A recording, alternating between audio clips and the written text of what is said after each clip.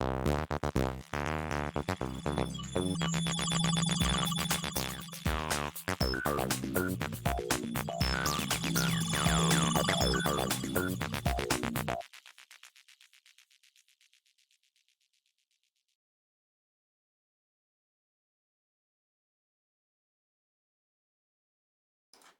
a little bit of audio always helps.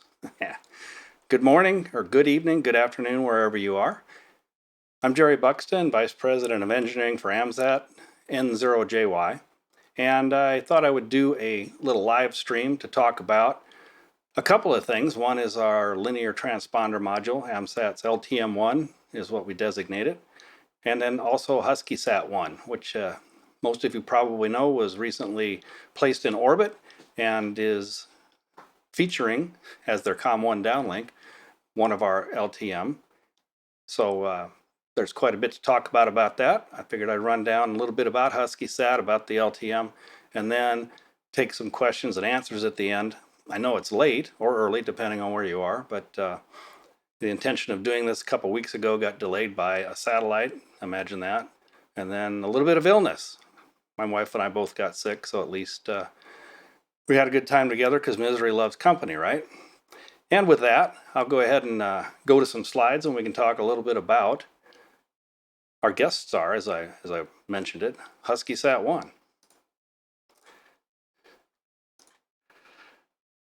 HuskySat-1 is a project of the Husky Satellite Lab at the University of Washington.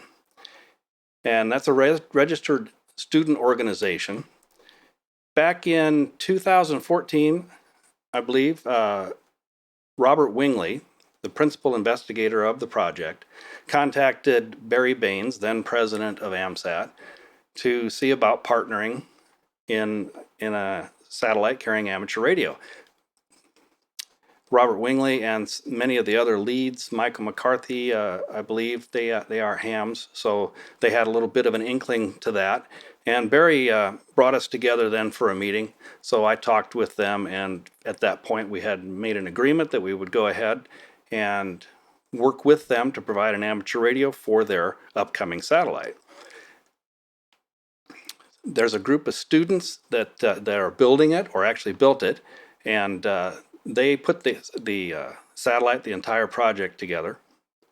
Of course, there is a little bit of delay between when you say you're going to have a project and when you actually produce it, so that's why it's about 5 years until HuskySat-1 is actually in the air, but we have been working with them for most of that time. Here's a little shot of HuskySat-1 as it sits on their lab bench there, and the satellite is designed to work with several different experiments. As you can see in the exploded view here, I'll start on the right. They've got the Ppt Module, and the Ppt Module is their thruster module, pulsed plasma thruster, and they're using that to demonstrate a technology demonstration. It's an all-new version of the Ppt, which was built at the University of Washington and optimized for high thrust output to power the input. Excuse me, I read that wrong. High thrust power output, which is needed for a Ppt to be useful as a viable station keeping or orbit raising lowering propulsion system in CubeSat satellites. And their aim with HuskySat-1, as they were deployed at around 450 kilometers, I believe, from the Cygnus spacecraft, is to raise the orbit to test the thruster in that perspective. That's one of their science missions. The other science mission, as you move down toward the opposite end of it, is their COM2, the COM2 module. And the COM2 module is a 24 gigahertz K-band experimental system. Then located next to that is the ISIS antenna, and you've got the Amsat linear transponder, the LTM, in the slot next to the ISIS antenna. The ISIS antenna is what the LTM uses for the 2-meter uplink and 70 centimeter downlink. Here's a view. You can see the thruster at the end. As I mentioned, it's an experiment of theirs, and if they're successful in raising their orbit a little bit, then that's going to be very exciting for all of us. One of the things that when you're dealing with a thruster such as that is that you have a large amount of EMI when the thruster is operating, and actually the HuskySat LTM that we provided for them does have some built-in protection against high RFI or EMI to prevent overloading, pardon me, overloading our receivers. This view is of the K-band 24 gigahertz system, and it's taking digital information, encoding it into an RF signal, and then through the patch antenna with a 4-element array. It's just basically for a test of downlink to see what they're using predefined data, and it'll be transmitted only to their Seattle ground station because they are licensed currently. The HuskySat 1 is licensed as Part 5 experimental. I'll tell you a little bit more about that in just a few moments. This is a picture of their ground station then on top of the, I don't know what building it is, but they have a nice satellite ground station there, and we have worked with them in the early days when HuskySat was deployed. I had a few discussions with them about how they could improve that a little bit, and they took it to heart and purchased a preamp and some other things. So it's doing very well with them, and they're having fun with it. There's also another experiment on board that I didn't have an actual picture of, but that is the RAHS camera payload. You see that just to the left of the center of the exploded view here. The RAHS camera payload, that's Raisbeck Aviation High School. That's what RAHS stands for. And they provided a video camera experiment. They're a group of high school students, and they worked with the Husky Satellite Lab and a nonprofit Quick2Space to design and build the camera with a Raspberry Pi camera module. Raspberry Pi V2 it says, for those of you interested, and they're 92 by 64 grayscale format and sent to the ground, and I believe that they have displayed some of those images as well. So this is also still under the Part 5 experimental. Getting to the Amsat piece of it, you see there I did circle the Amsat linear transponder. The LTM1, the 1 is simply the designator as the first version because there are certain to be enhancements or changes made to it over the course of time. The LTM is the module, linear transponder module, is actually the Fox 1E RadFXSat 2 linear transponder. And it's a 30 kilohertz Y linear transponder with VU operating mode, VHF uplink 2-meter band, and UHF 70 centimeter band downlink. The M that makes it a module, as you see in this photo here, the top board, it says Amsat Fox LTI. That stands for linear transponder interface. And that is a modified version of the Fox IHU that is acting as an interface to whatever the spacecraft bus is, the host spacecraft bus. And through the PC104 connector, which you don't see in the picture, it's not populated. This is an early engineering model. So what we did was, back in, I believe it was 2017, 2016, we had a meeting of the board and the senior officers for a strategic planning meeting. And one of the things that came out of that, which was directed toward engineering, was to be able to outreach, amongst the outreach that I do with the various educational partners, was to look into providing a radio for the partners that could either bring some money in for AMSAT and also help populate amateur radio satellites in space. So the idea, when we went with the idea of the linear transponder on Fox 1E, then that became a target for a good possibility to be able to be packaged together in a module, as it is here, to be distributed to our partners. And the short story on that is, in effect, we can have another amateur radio in space without having to build the satellite to go with it. And if you are familiar with building the satellites, of course, it's quite a bit of work. If you want it to be able to go up there and to last the amount of time that we do, which currently is about equivalent of the orbit lifetime. Fox 1A, that was launched into a nice high orbit that will last a nice long time, and I wish that actually it had been one of the later Foxes, Fox 1D, 91 or 92. They're performing much better, but about 5 years is the typical place that most are getting sent right now. So, University of Washington was our first customer, partner for that, and a lot of development work went along into that with our engineers, primarily Eric Skoog, K1TVV, and Burns Fisher, WB1FJ. Eric designed the command receiver. It's called the Improved Command Receiver, which is the center board in these photos here. And Burns did the software for the interface with the IHU, the LTI. The third board down there at the bottom is the actual linear transponder itself. And again, the two, the middle and bottom board in this case in the picture are what flies on Fox 1E. It is of the same design. The linear transponder was put together by Dan Habecker, and I'm sorry, Dan, I forgot your call. And also Mark Franco, who designed the PA for the radio. If I can get that to roll back through some of the other pictures. So we've had a lot of success with this. We have several partners that are interested in the linear transponder.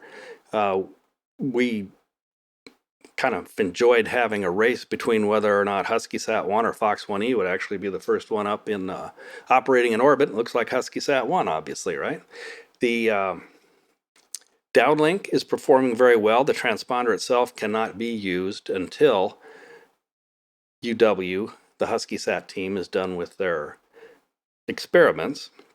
In looking for the licensing for this, we were pursuing an FCC license all the way, but this is something new in that the universities are typically always guided to a Part 5 license, experimental license by the FCC, because they have factors involved that usually render amateur radio, it doesn't fit into the Part 97 rules, primarily such things as pecuniary interest. And so I actually asked NASA, their mission manager is the same that has been for our 3 Alana missions that I've worked with. And so I asked him, if I could have a little bit of time to talk to the FCC and work with UW to see if we could go amateur license all the way. And that was very nicely granted, and we went at it very hard, and it was over the period of a year before the license ever came down, and at the point where we had to have a license, we being UW, our partner, before it could be integrated. You can't integrate your spacecraft for launch if you don't have all your licenses and paperwork. FCC agreed to the fact that, look, we're not going to bless the amateur license yet. What about going Part 5 for UW? And then when they're done, University of Washington will hand the satellite over to Amsat, and we have registered it or done the paperwork with the FCC in order to operate it as an amateur satellite, Part 97, and open up the transponder. So when they're done with their experiments and stuff, we will open it up as an amateur radio transponder, and it becomes our first partnership, at least in CubeSats. I don't know what happened prior to my tenure here, but our first partnership with someone else who built a CubeSat and is flying an amateur radio on it. We have, as I mentioned, a few others that are interested in it and actually working on some, and it looks to be that we could actually have quite a few partners interested in flying an amateur radio, which gains us a lot through the amateur radios being constantly, well, hopefully, constantly populated into space. So this is just a look at the LTM-1 flyer, if you will, that I've been handing out or emailing, passing out at CubeSat Developers Workshop to any partners interested in working with us on that. And it's sounding like from the downlink that things are working quite well. The UW is able to command the satellite with ease, which is good. So everything's looking good toward the Fox 1E linear transponder working as well. And in the fairly near future, a couple of our partners will also have one up there. I think that pretty much covers all there is to say about the LTM and the HuskySat 1 as far as what I wanted to just touch on. I don't want to run a really long video. So I'm going to switch back over to the camera, and you can look at me. And there is a chat window. I don't know if anybody's watching, but if you are, I'll ask you. I'll ask you questions. Why not? I'll answer questions if you have any. I'll watch for them in the chat window. And while you're at it, down below, if you're not full screen, if you scroll down in the Twitch page there, you will see that there is a opportunity to donate to Amsat. This goes through PayPal, and I get no money or whatever, and it doesn't cost you any money. It'll just take you to PayPal, and you do not need to have a PayPal account. And we would, of course, appreciate even $1, $2, $5, whatever you can, cup of coffee worth. Much appreciated. That adds up, and it really helps a lot with building, researching LTM, getting it built to be able to share to the partners, and that can prove a good payback for us. I know it's really late. This is kind of the hours. If you ever watch any of the streams on the Fox One testing that we did, a lot of the time it started at 11 o'clock midnight. Part of the reason for this is that I'm doing this right now is because it is my playtime. I generally work, Amsat, and household chores, including chief cook and bottle washer, as well as I volunteer for Texas State Races, and I'm on our POA board of directors as well, but they're actually kind of, fortunately, not nearly as much work as Amsat. Amsat's the fun work, but it is a lot of work. So come around 9, 10 o'clock at night when everybody's in bed, that's when I get to play, and that's why I'm on here right now with you. And so it doesn't look like I see anything coming in the chat. I'm trying to think if there's any other pertinent elements I could throw in there about the subjects for today. I think it's probably certainly well worth thanking the University of Washington and the Husky Satellite Lab and the Husky Sat 1 team, because they provided us a great opportunity to work with them for the development of the linear transponder module. I believe that they got some involvement and excitement in amateur radio along the way with that. Their work appears to, it has been flawless as far as we can tell and what's going on up there, and we're very happy that the linear transponder is working.